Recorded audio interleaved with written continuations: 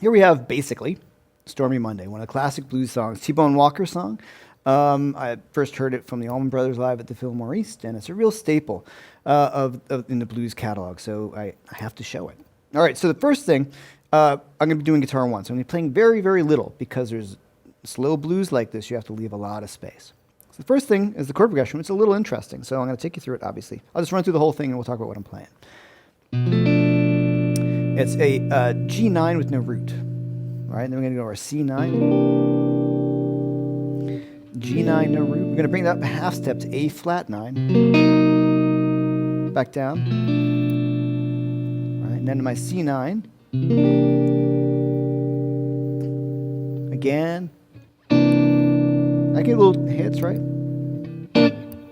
G9. A minor 7. I played it a few different ways. I can maybe play it this way with my thumb in the bass. My first finger's got to get the D, G, and B string. Or I can do it this. Right? Sometimes I do it this way because I can add in other notes that we'll see in the next section. B minor 7. B flat minor 7. A minor 7 again. C minor 7, I just went up to here. And then my turnaround is G9, C9, G9, and my walk up to D augmented. Okay, so I played this pretty straight because I do want to leave room for the other guitar player. Also, sometimes I just won't play on a song like this. If somebody else has got the chords, I'll just let it ride for a while. Okay, so we have the G9. I can add some of that little neck vibrato. I've discussed it earlier in the course, but here I can pull a little bit on the neck, put my arm, my elbow right here on the guitar, and I just pull back a little bit on the neck. It's really pretty.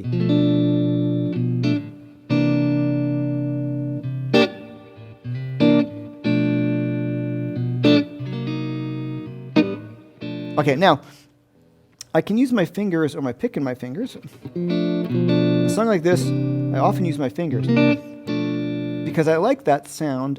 It's a nice, warmer sound, and I'm just using basically my thumb, first finger, and middle finger. And I use my ring finger, kind of a roll.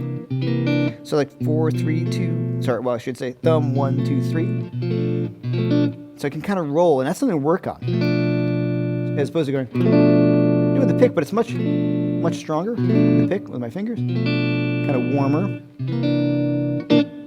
And I can get those. It's like a piano player, right? Grab that, as opposed to going to more percussive this way, a little warmer. It's like a piano player. Now the underlying feel of this is a 12/8 blues, so you can count it off as 4, like 1, 2, right? But underneath is 1, 2, 3, 4, 5, 6, 7, 8, 9, 10, 11, 12. 1, 2, 3, 4, 5. I'm going back to my college conducting days. So 1, 2, 3, 4, 5, 6, 7, 8, 9, 10, 11, 12. That's the underlying pulse. And the ride cymbal is doing ting, ting, ting, ting, ting, ting, ting, ting. So I can grab some of those things, like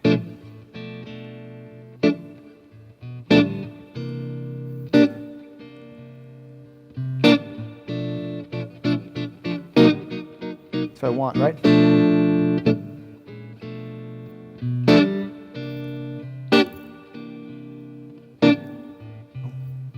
And if you listen to that snare drum, so a lot of my hits, these short things, that's a hit, it's going to match up with the snare drum. And as you go through this course, you're going to hear me say this quite a bit.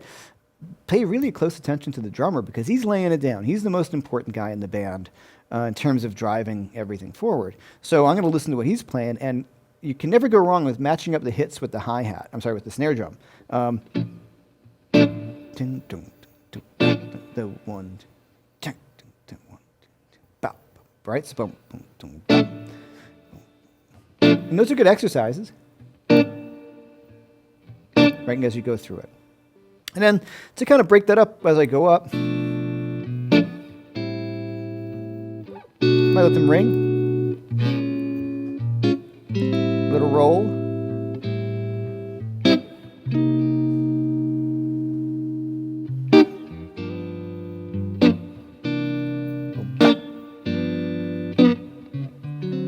Sorry. Now here I went, that's a great little move too. as we'll see in the other guitar part coming up. But I just throw it in there, so I'll show you. I'm going to hammer on. I have a G7 chord, basically. And I'm going to hammer on with my first finger from the B flat to the B. And my thumb gets the low string.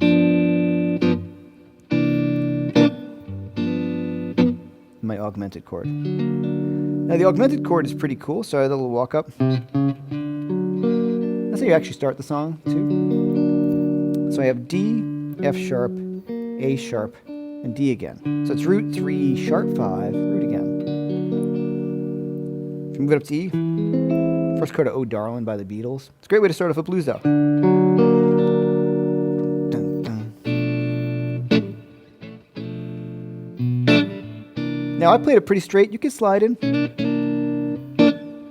As the song gets more involved, you can throw in a little more hits, and you can slide into each chord from a half step above or half step below. But all in all, you want to keep it pretty simple because there's so much space. You do not want to play busy on a slow 12-bar blues like this. If you play too much, it's going to ruin it. So let's check out what I would play against that.